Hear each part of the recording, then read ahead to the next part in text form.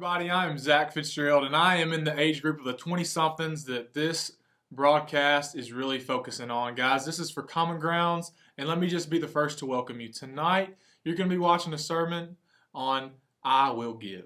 So let me just quickly encourage you, if you ever want to catch us live, we meet every Tuesday night at 14 Monroe Avenue right here in Lexington. It's in Lexington, but man, we want the Decatur County people. We want Henderson County people. Just if you're close to us, we would love for you to come out and join us. We have coffee, we have snacks, and more importantly, we talk about Jesus every Tuesday night. So please come out and join us, and I hope you enjoy this broadcast of I Will Give. Tonight, we are continuing our Be the Difference, moving from intention to action as we talk about the idea of giving. And so this is not going to be a tithing only lesson.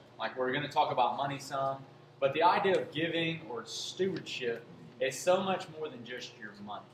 It's also your time, it's your energy, it's your focus, it's your resources. Stewardship is a principle that is far bigger than just money alone, even though money is a very important part of it. So the opening question that I want you to think about, and this is, switching it up this week, not that you would have spoken back anyways. This is a question I want you to just think about silently to yourself. What is one thing you would struggle giving up if asked? What's one thing, if you were asked, you have to give this up, you would be like, I don't know if I could do that. I don't know if I could give that up.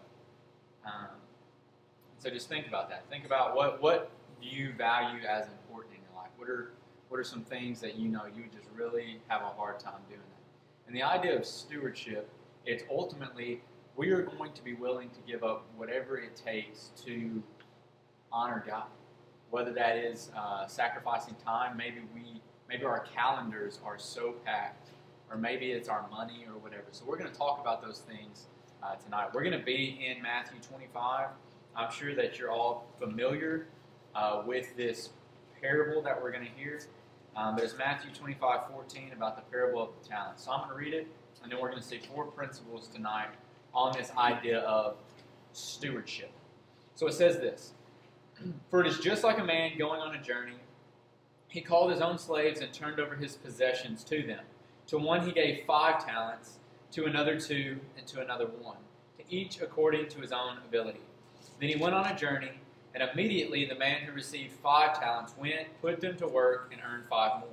In the same way, the man with 2 earned 2 more. But the man who received 1 talent went off, dug a hole in the ground, and hid his master's money.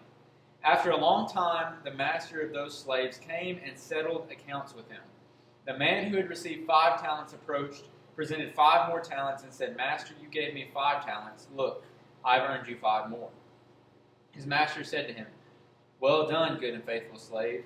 You were faithful over a few things. I will put you in charge of many things. Share your master's joy. Then the man with 2 talents also approached. He said, Master, you gave me 2 talents. Look, I've earned you 2 more talents.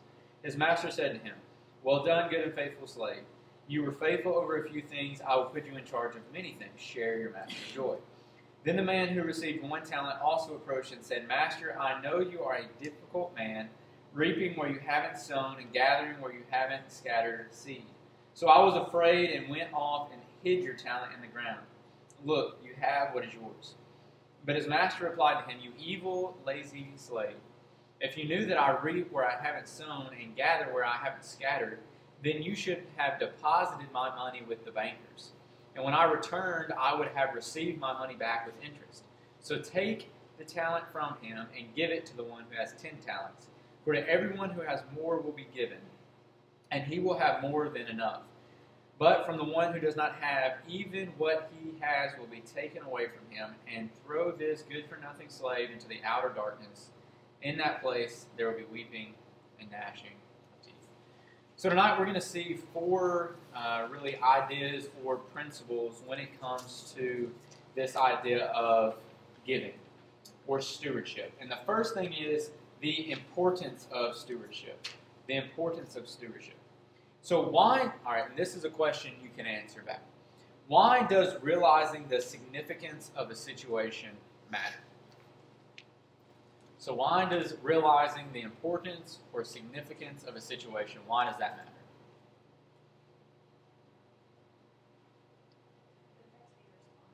Yeah, it affects, it impacts your response.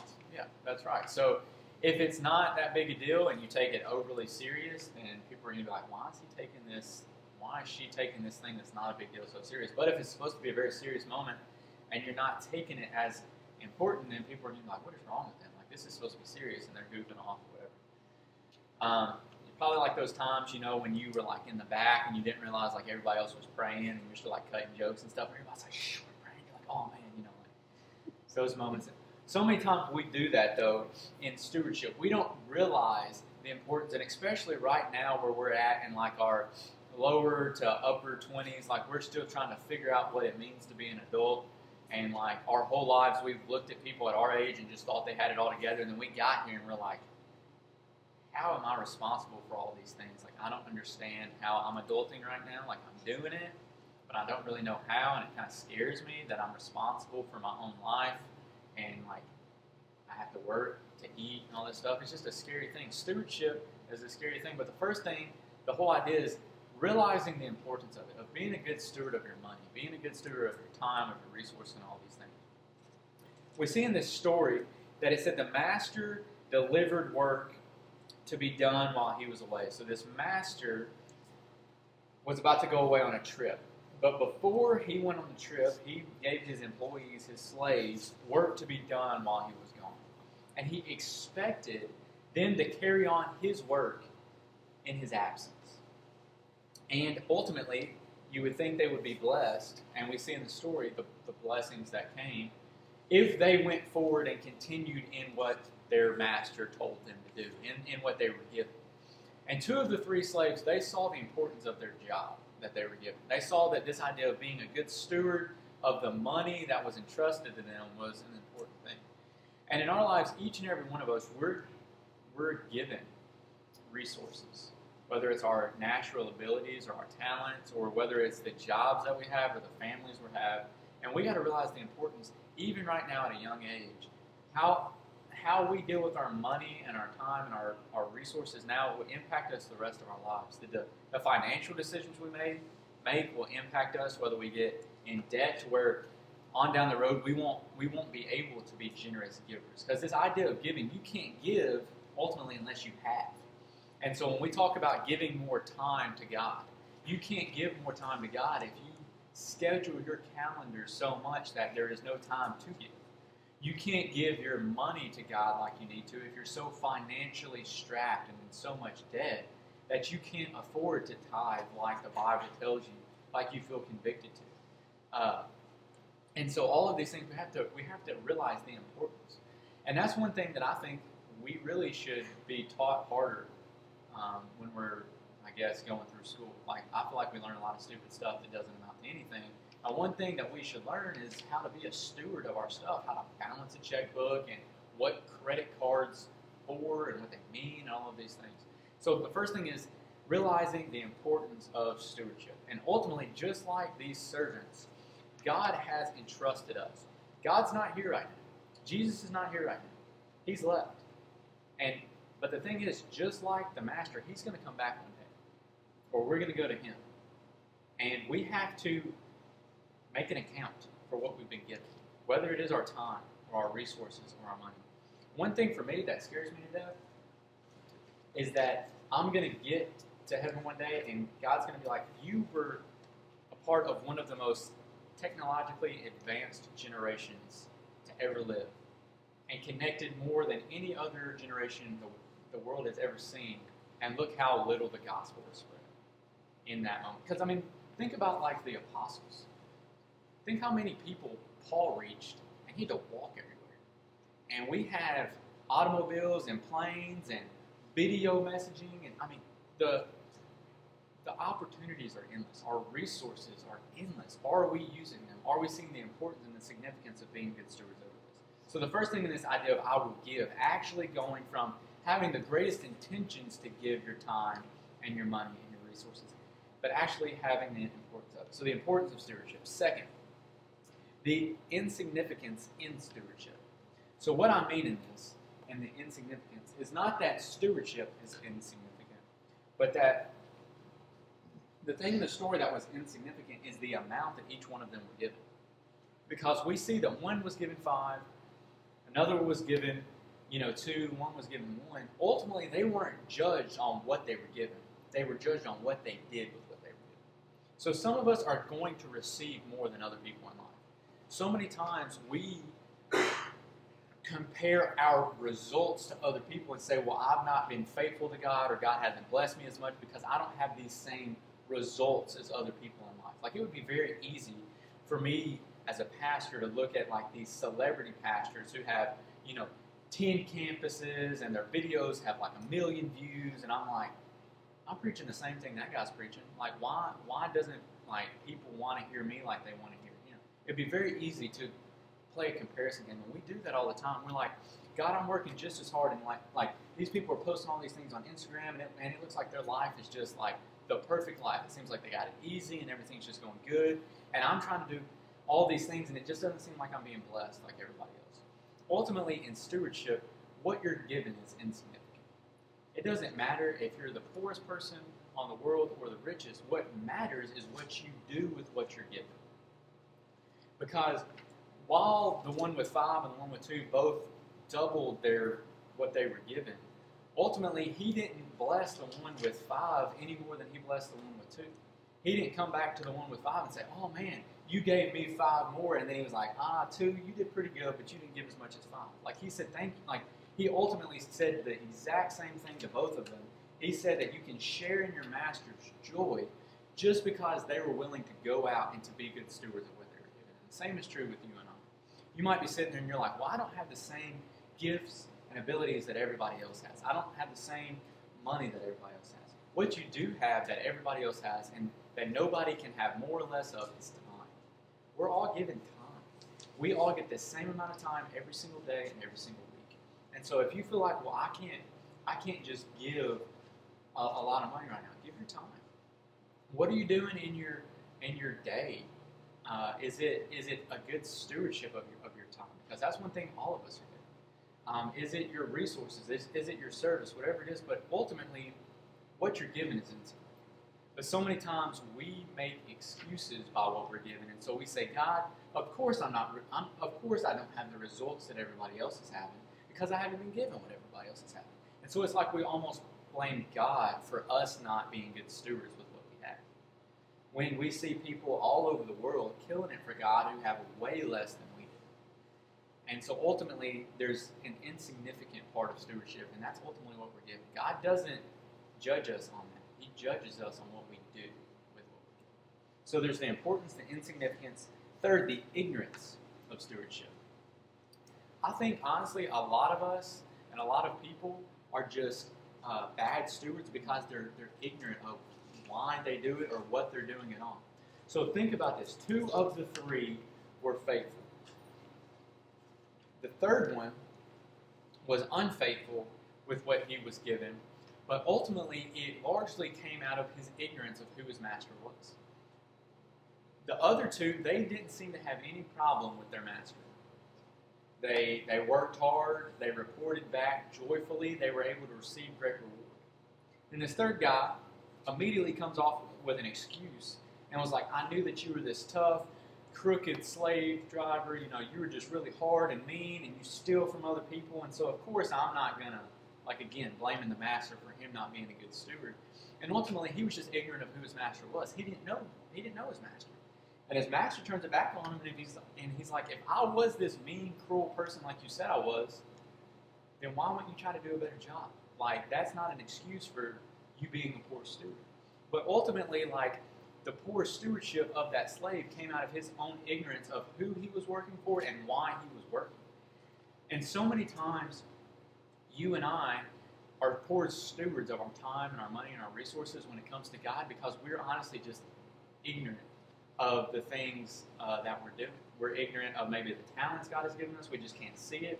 Or we don't, for example, tithe to the church because we're ignorant of where our money goes. Just looking around, and I don't want to make this a big thing, but I'm pretty sure everybody in here is Baptist, and so this example will go well because this is only a Baptist thing, a Southern Baptist thing. But in the Southern Baptist, we have a thing called the cooperative program. And I might be biased because I've been raised Southern Baptist, but I believe that the cooperative program is the best giving structure out of any denomination, any religion ever. Because what the cooperative program does is it connects every Southern Baptist church together in their giving. And so when you give, you don't only give to your church, but your tithe and your offering and what you put in that offering plate, it impacts lives around the world. And that just blows my mind. And it's all through the cooperative program. But see, a lot of people, especially in Southern Baptist, they don't realize that we are in this network that we're in. And so this other sheet that you got, it's just a visual representation of what your offering does as a Southern Baptist. And so the cooperative program was started in 1925. So it's been around almost 100 years. 1925, the Southern Baptists started the cooperative program. And since then, this is what happens. So when you give your offering in the offering plate, the first place it goes to bless is your own congregation. And if you were to look at our, if you were to go to First Baptist and look at our budget, we have a breakdown of where your offering goes and how we use it and things like that. And so in our budget, your offering, it goes to ministries and all of that. And if you look through that, we have and this is just, I know that not everybody here goes to First Baptist, but this is just an example of us and how we use our stewardship and how tithe can impact a church. So at First Baptist, we have a $1.4 million budget. But out of that, we give 12% of our undesignated funds to the cooperative program. So 12% of the funds that we don't have designated to go places go to impact missions in other places. So last year, for us, that was $168,000 that we gave to be able to bless other churches and other congregations and other places like that. And ultimately, in total missions, our church last year gave $239,000. So your money, whether you gave $100 in the offering plate or you gave $500 in the offering plate, that all went to further missions around the world.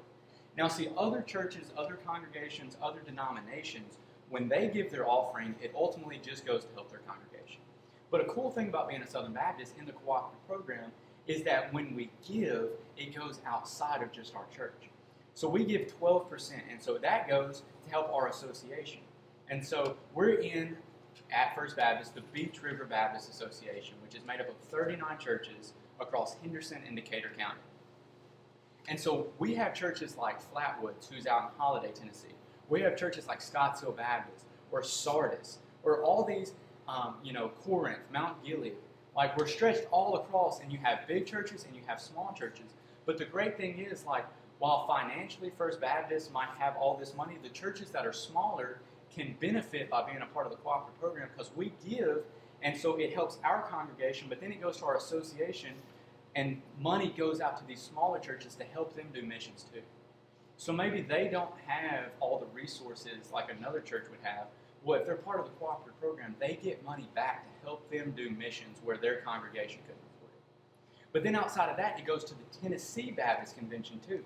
So all across from east to west Tennessee, our money goes to help do church plants and reach inner city and put on backyard Bible clubs and to build new churches and to revitalize dying churches. And so your money, when you lay it in the offering plate, part of that goes to help that. But outside of the Tennessee Baptist Convention, it goes to the Southern Baptist Convention. So all across North America, your tithe, when you put it in the offering plate, goes to plant churches in Seattle, Washington, and New York City, and Texas, and everywhere. Your money goes to do that. But not even just North America. When you give, part of your money goes to the International Mission Board too. So your tithe helps go plant churches in villages in Africa and helps get Bibles into China and things like that. So just by giving money in the offering plate in Lexington or in Scottsdale or wherever you're from, your money literally travels around the world because of the cooperative program. And I honestly believe that if people understood that more, they would give a lot more than they do. But I think a lot of people, they're just poor stewards because of the ignorance. They just don't realize that happens.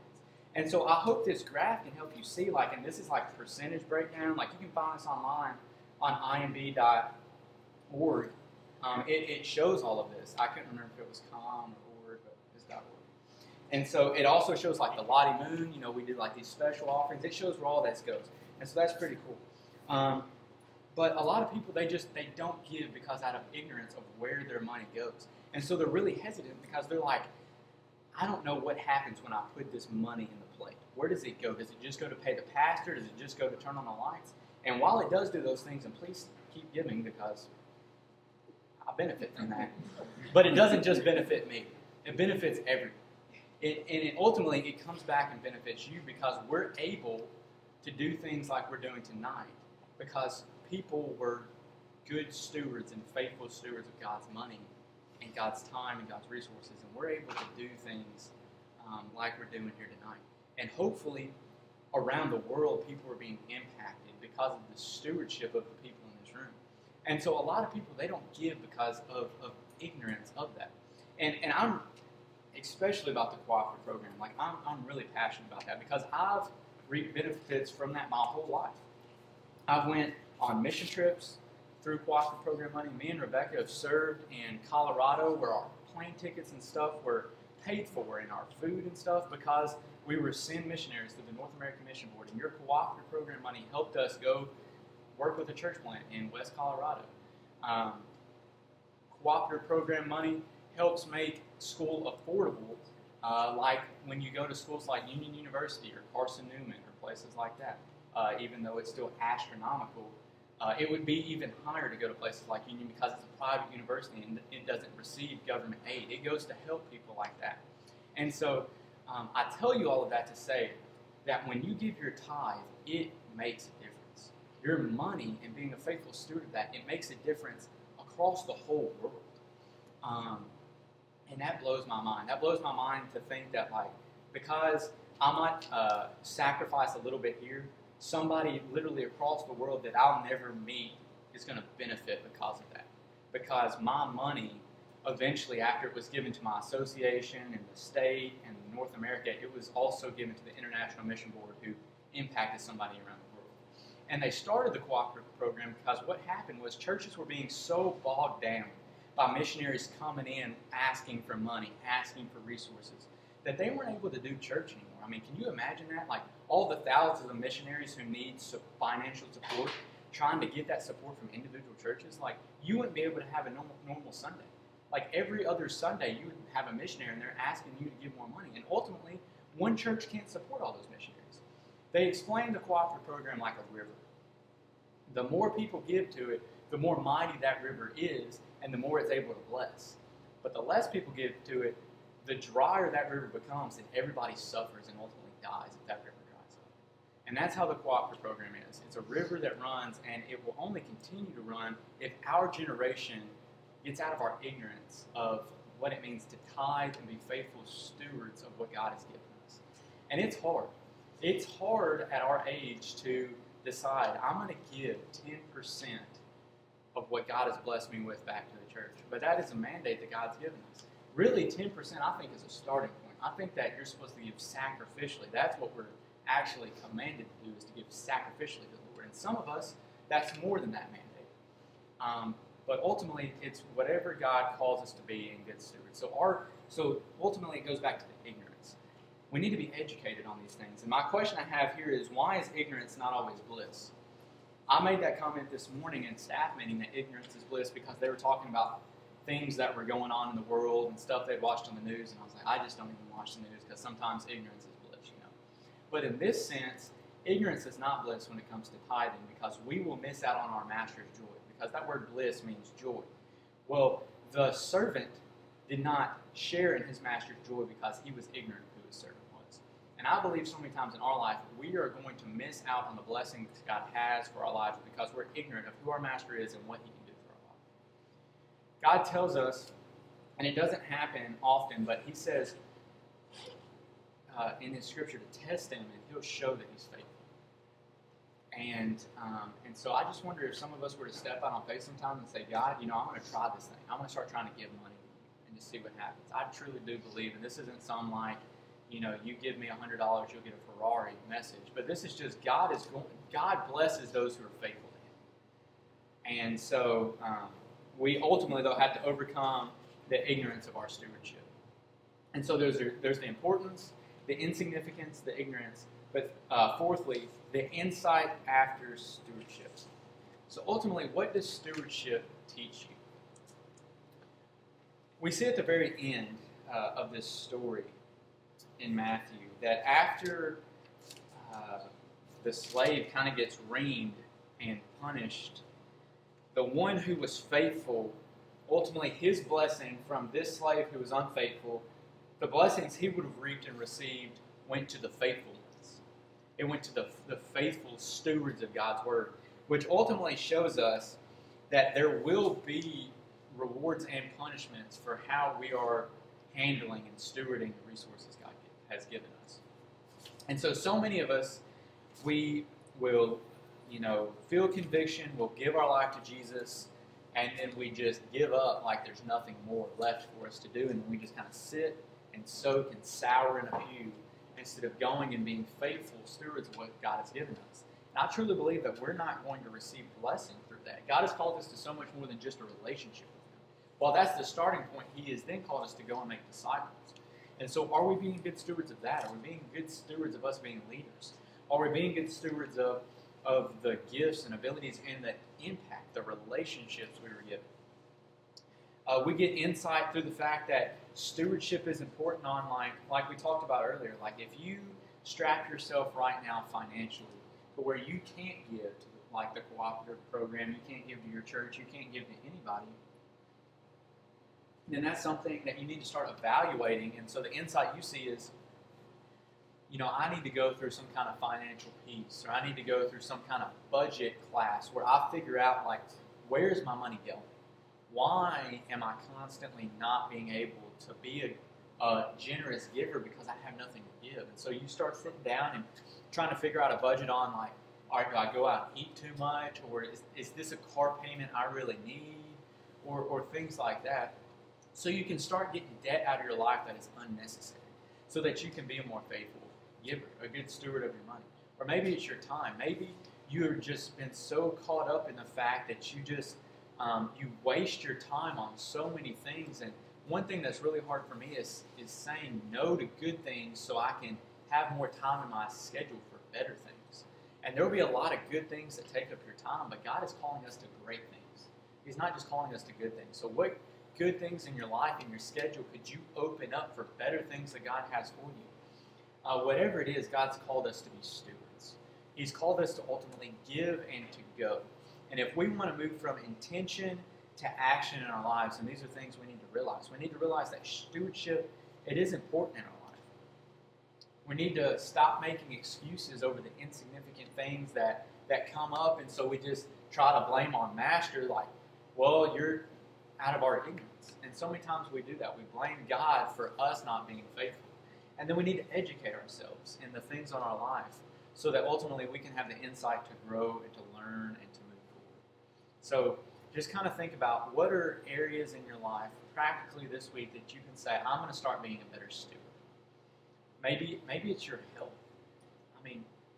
There are so many people in America who are ineffective, I think, for the gospel because they've allowed their health to get to a place where they can't do it.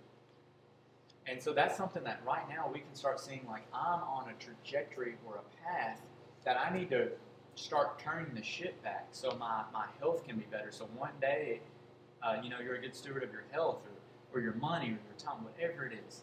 Just think in your life, how can you be a better steward? Because we can all be better in this. We can all be better in this idea. And I hope that graph about the cooperative program helped you see how important tithing is and how important giving your money back to God is and ultimately blessing God with how He's blessed you because it's all His anyways. He just allows us to hold on to some of it for a little while. And so just think this week, how am I going to be a good steward and how can I move from intention to action by my giving? So I'm going to pray for us. We still got things over here. But before we wrap up, ultimately, bringing this back to the ignorance and all of that, ultimately, I want to give in my life because Jesus ultimately gave everything for me. And so in that ignorance, so many times we are selfish in saying, like, God, why do you want me to give all of this? And we forget the great sacrifice God made for us. That ultimately we can't outgive God, because ultimately He's given everything for us. He's given us the greatest thing He could ever give us, and that's life. And so, if we are selfish in that, maybe we need to evaluate our own life and say, is that like a relationship I've actually started? Is that relationship with Jesus, that sacrifice that He's given me, is that something I received so that I can be a generous giver? Because we see that we can give others because we've been given. And if we've never received that, then we can't give. So that's something I want you to think about as well. And something that you need to start maybe thinking about for other people's lives too. Maybe they're not generous givers because they've never received the ultimate gift of salvation that would lead them